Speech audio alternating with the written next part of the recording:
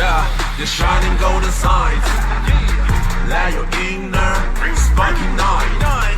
Fat and treasure, growing bright. Yo, what's going on YouTube? This is your boy Kamen Spike, back again once again. And today, people, today we're here for #1 Sentai Gozyuger episode 26. And this episode is basically a recap sort of episode with an actual episode mixed in at the same time.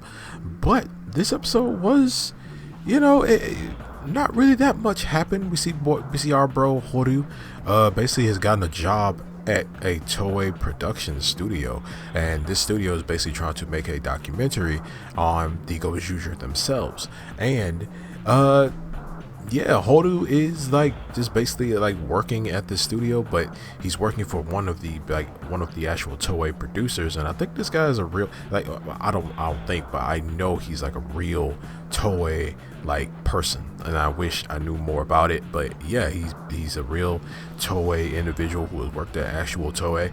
And yeah, he's basically has hired Horu to basically just be like a dude that helps out the talent, you know, helps out the people. You know, he a runner, like, you know, that's the type of things that he does. I have experience being a runner. So yeah, and we see that the people that they are interviewing for the documentary are the rest of the Gozyuger themselves.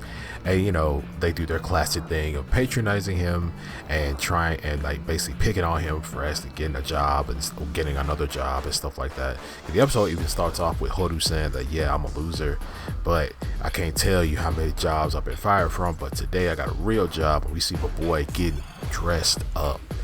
He got the suit on, he got the watch, the glasses, the handkerchief, you know, like he went in real professional. I ain't think Horu could do it, but he did it, man.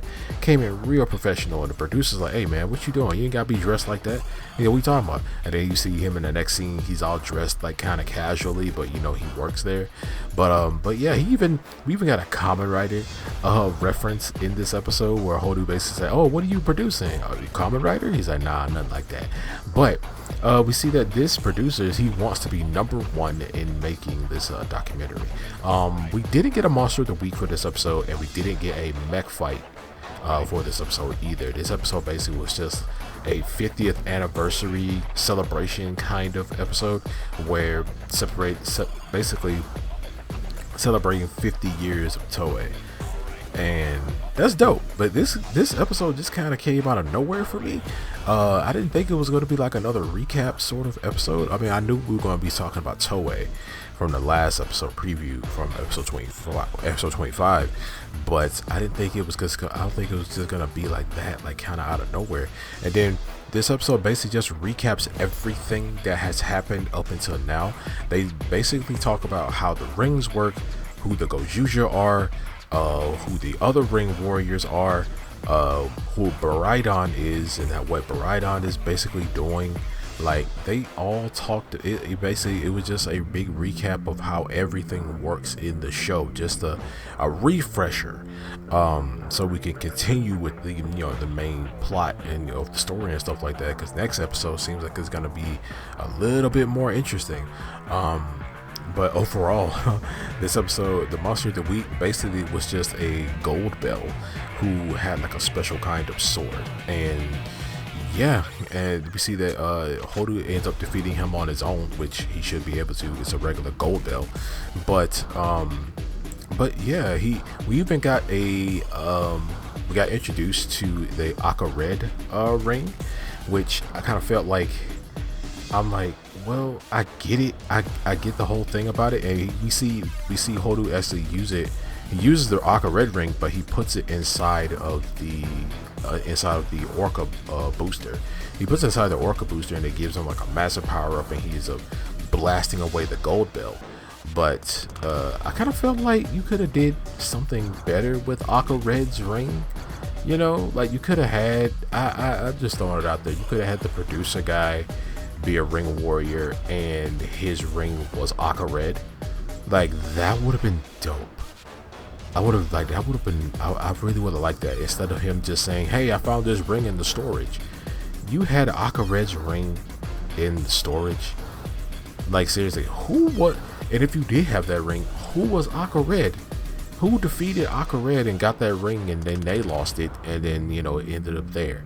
I kind of just felt like we should have been able to see Aka Red. And that would have been fantastic, especially for a recap episode. Especially a recap episode of the current Sentai, like basically meeting the first Red Ranger ever. Like I felt like that should have been the deal. That could have been a much more interesting storyline, because the producer guy, he was so gung ho on making this documentary and stuff, and we basically go down everyone's wishes individually, and then we had Horu, who was the last one.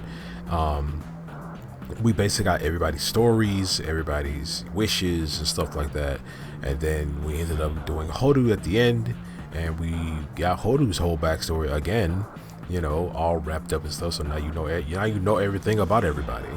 So yeah, but other than that, this episode was just it was just a recap episode. It wasn't nothing too serious. Just basically refreshing us on everything that's going on so far, and also refreshing us on like how this season works, like how the power sets and stuff in this season work. But yeah, man, that's really it. Like, you guys let me know down in the comment section below what you guys think about this episode. Not really, I'm just saying, like, it's just not really much happened. I mean, Horu does get fired in the end after, because he's trying throughout the episode to tell the producer, like, hey, I'm on Gozyuger too.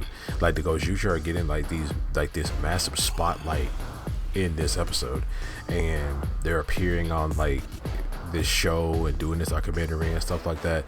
Like, yeah, I was just like, and then when he finally transforms into Gozyuger Red, the producer's like, oh man, like, he's like, you're too good to work here, man, you need to focus on being a hero and stuff like that. And like, Horu's like, I would much rather worry about putting food on the table and having somewhere to sleep than being like a Gozyuger right now. And like, the producer's like, you're too good to work here.